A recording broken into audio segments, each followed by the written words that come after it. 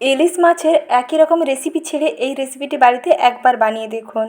সব রেসিপির স্বাদকে হার মানাবে এই রকম নতুন ধরনের ইলিশের একটি ইউনিক রেসিপি। একবার খেলে মন ভরে যাবে। ভাত একটু বেশি খেতে চাইবেন যদি ইলিশের এই রেসিপিটি থাকে। নমস্কার বন্ধুরা, সাথী কিচেনের আবারও এক নতুন রেসিপিতে আপনাদের সবাইকে স্বাগত জানাই। আজকের রেসিপিতে বানিয়ে দেখাবো ইলিশ মাছের ইউনিক রেসিপি। বাড়িতে অবশ্যই একবার হলেও এই রেসিপিটি ট্রাই করুন, খেতে দেখবেন দারুণ লাগবে। প্রথমে নিয়েছি ইলিশ মাছ। ইলিশ মাছের আঁশ ছাড়িয়ে নিই, ধুয়ে পরিষ্কার করে নিই, তারপরে এরকম কেটে নিয়েছি। এখন মাছের মধ্যে প্রথমে লবণ ও হলুদটা মেখে নিচ্ছি। মাছের মধ্যে লবণ ও হলুদ মেখে রেখে দিতে হবে 15 মিনিটের জন্য। মাছগুলোর মধ্যে দিয়ে দিলাম 1.5 চামচ লবণ আর দিচ্ছি 1/2 চামচ হলুদ গুঁড়ো। ভালো করে এরকম হাত দিয়ে ঘষে ঘষে মেখে নিচ্ছি, যাতে মাছের মধ্যে নুন ও হলুদটা খুব ভালোভাবে ঢুকে যায়। মাছের মধ্যে লবণ ও হলুদ মেখে নিয়ে 10 থেকে 15 মিনিটের জন্য রেখে দেবেন। দেখবেন খুব সুন্দরভাবে মাছের মধ্যে মশলাটা অর্থাৎ নুন ও হলুদটা ভালোভাবে ঢুকে যাবে। আর এদিকে ততক্ষণে মশলা রেডি করে নিচ্ছি। এই রেসিপিটি তৈরি করতে যে মশলা লাগবে সেই মশলাগুলো প্রথমে আমি একটু রেডি করে নিচ্ছি। প্রথমেই দেখুন এখানে মিক্সচার গ্রাইন্ডারে নিয়ে নিচ্ছি সাদা সর্ষে। সাদা সর্ষেটাই দিয়ে এটা বানাবেন, তাহলে দেখবেন বেশ ভালো লাগবে খেতে। প্রথমেই দিলাম বেশ খানিকটা সাদা সর্ষে, তার মধ্যে দিচ্ছি কাঁচা লঙ্কা আর অল্প একটু লবণ। সর্ষে বাটার সময় এরকম যদি কাঁচা লঙ্কা এবং অল্প একটু লবণ দিয়ে বাটেন, তাহলে দেখবেন সর্ষে আর তেতো লাগবে না। সরাসরি রান্না করার সময় সর্ষেটা সঙ্গে সঙ্গে বেটে নিয়ে অ্যাড করতে পারবেন। নাহলে কিন্তু সর্ষে যদি সঙ্গে সঙ্গে বেটে নেওয়া হয় তাহলে কিন্তু একটু তেতো লাগে। কিন্তু অল্প একটু কাঁচা লঙ্কা আর অল্প লবণ দিয়ে এরকম জল দিয়ে বেটে নেবেন, তাহলে দেখবেন রান্না করার সঙ্গে সঙ্গেই সর্ষেটা অ্যাড করলে এটা কিন্তু একটুও তেতো লাগবে না। দেখুন মশলার পেস্ট একেবারে রেডি। সর্ষেটা এইরকম একটু থকথকে করে বানাতে হবে। সর্ষে বাটা রেডি করে নিয়েছি। আর এদিকে নিয়েছি দেখুন পেঁয়াজ কুচি। পেঁয়াজ কুচির পরিমাণটা একটু বেশি থাকবে, আর পেঁয়াজগুলোকে এইরকম ছোটো ছোটো মিহি করে কেটে নিতে হবে। আর দিতে হবে চেরা কাঁচা লঙ্কা। খুব নামমাত্র উপকরণে কিন্তু রান্নাটা খুবই টেস্টি হয়। চেরা কাঁচা লঙ্কা এখানে নিয়ে নিয়েছি।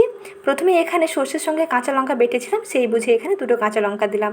যদি মনে হয় ঝালটা একটু বেশি দেবেন তাহলে কিন্তু একটু কাঁচা লঙ্কার পরিমাণটা বাড়াতে পারেন। তারপরে দেখুন কড়াইতে সর্ষে তেল দিয়ে দিলাম। সর্ষে তেল ভালো করে গরম করে নিয়েছি। তারপরে গরম তেলের মধ্যে মাছগুলোকে ছেড়ে দিচ্ছি। মাছগুলোকে ছাড়ার আগে তেলটা কিন্তু খুব ভালো করে গরম করে নেবেন। তেল ভালো গরম না হলে কিন্তু মাছগুলো তেলে দেওয়ার সঙ্গে সঙ্গে মাছগুলো কিন্তু ভেঙে যাবে। যেহেতু মাছটা খুবই নরম হয়, মাছগুলো কিন্তু ভেঙে যাওয়ার সম্ভাবনা থাকবে।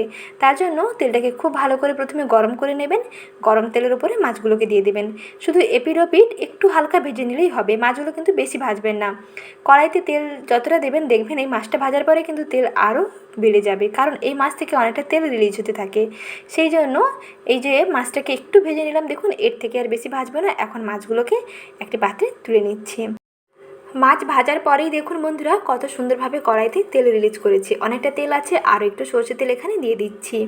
তারপরে এই তেল ভালোভাবে গরম হয়ে গেছে, এখন দিয়ে দিচ্ছি পেঁয়াজ কুচি।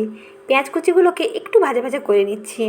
গ্যাসের আঁচ মাঝারিতে রেখে রান্নাটা করে নিচ্ছি। পেঁয়াজগুলোকে একটু ভেজে নিই, তারপরে চেরা কাঁচা লঙ্কা দিয়ে দিলাম। চেরা কাঁচা লঙ্কাগুলোকে পেঁয়াজের সঙ্গে একটু ভেজে নিচ্ছি। এখানে অল্প একটু লবণ দিয়ে দিতে হবে, তাহলে পেঁয়াজগুলো দেখবেন খুব তাড়াতাড়ি নরম হয়ে যাবে। স্বাদ বুঝে লবণটা দিয়ে দেবেন, কারণ মাছের মধ্যেও লবণ মাখানো ছিল, সেই বুঝে এখানে লবণটা দেবেন। লবণ দিয়ে আবার পেঁয়াজগুলোকে একটু নাড়াচাড়া করে ভেজে নিচ্ছি। বেশ সুন্দর ভাজা ভাজা যখন গন্ধ বেরোতে শুরু করবে, তখন এর মধ্যে অল্প একটু কালো জিরে অ্যাড করবেন। কালো জিরে দিয়ে আবারও পেঁয়াজগুলোকে কিছুক্ষণ পর্যন্ত রান্না করে নেবেন।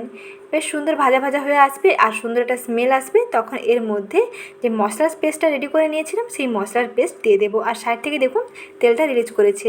যতক্ষণ না এরকম পেঁয়াজ থেকে তেলটা রিলিজ করে আসবে ততক্ষণ কিন্তু পেঁয়াজগুলোকে একটু তেলের মধ্যে ভাজতে থাকবেন, একটু কষিয়ে নেবেন। তারপর দেখুন কাঁচা লঙ্কা, সর্ষে এবং নুন দিয়ে যে পেস্ট রেডি করে নিয়েছিলাম সেটা দিয়ে দিলাম। আর একটু মিক্সার গ্রাইন্ডার ধুয়ে জলও দিয়ে দিলাম।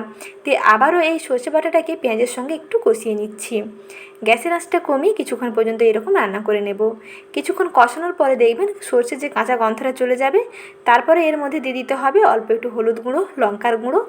ঝালটা যেমন পছন্দ করেন লঙ্কার গুঁড়োটা তেমন দেবেন। যেহেতু এখানে প্রথমে কাঁচা লঙ্কা দেওয়া হয়ে আছে, তাই কিন্তু গুঁড়ো লঙ্কা দিলে এখানে কিন্তু ঝালের পরিমাণ বেড়ে যাবে। একটু কালার যাতে ভালো আসে তার জন্য একটু এখানে Kashmiri red chilli powder add করলাম, যাতে কালারটা একটু ভালো আসে। আর যদি মনে হয় যে এখানে শুকনো লাল লঙ্কার গুঁড়ো দেবেন না, তাহলে কিন্তু শুধু কাঁচা লঙ্কা এবং সর্ষে বাটা দিয়েই বানিয়ে নিতে পারেন। তাতেও কিন্তু কালার না আসলেও টেস্ট কিন্তু একই থাকবে, স্বাদ একেবারে দুর্দান্ত হবে। কিছুক্ষণ এইরকম দেখুন কষিয়ে নেওয়ার পরে মিশ্রণটা দেখুন অনেকটা ঘন হয়ে গেছে। যখন এইরকম কষানো হয়ে যাবে তখন এর মধ্যে দিয়ে দিতে হবে ভেজে নেওয়া ইলিশ মাছগুলো। এই রান্নাটা কিন্তু হতে বেশি সময় লাগবে না, খুব কম সময় তৈরি করে ফেলতে পারবেন। এখানে গ্রেভির জন্য জলটা অ্যাড করে দিলাম। জল যখন এরকম ফুটতে থাকবে সেই ফুটন্ত পর্যায়ে ইলিশ মাছগুলোকে দিয়ে দিচ্ছি। যেহেতু মাছগুলো আগে থেকে একটু ভাজা হয়ে আছে তাই মাছগুলো হতে কিন্তু বেশি সময় লাগবে না। মাছগুলো খুবই নরম, খুব তাড়াতাড়ি রান্না হয়ে যাবে। গ্রেভিটা ফুটে যখন একটু ঘন হয়ে আসবে তখন দেখবেন যে রান্না একেবারেই কমপ্লিট। দেখুন রান্না একেবারে কমপ্লিট হয়ে গেছে। এখন গ্যাসের আঁচটা বন্ধ করে দিচ্ছি। আর গ্যাসের আঁচ বন্ধ করে দিয়ে 5 থেকে 6 মিনিট একটু স্ট্যান্ডিং টাইমে রেখে দেবেন। যে কোনো রান্না করার পরে 5 মিনিট স্ট্যান্ডিং টাইমে রেখে দিলে রান্নাটা দেখবেন খুব সুন্দরভাবে সেট হয়ে যাবে। গ্রেভিটা দেখুন বেশ ঘন হয়ে গেছে, অর্থাৎ সর্ষে ইলিশ একেবারেই রেডি। ইউনিক এই সর্ষে ইলিশটা বাড়িতে একবার ট্রাই করে দেখুন। বর্ষাকালে ইলিশ মাছ পেলে অবশ্যই এই রেসিপিটি বানাতে কিন্তু একেবারেই ভুলবেন না। একবার খেলে স্বাদ দেখবেন মুখে লেগে থাকবে। তাহলে আজ এই পর্যন্ত, এখানে বিদায় নিচ্ছি। ভালো থাকবেন, সুস্থ থাকবেন। রেসিপি দেখার জন্য জানাই ধন্যবাদ।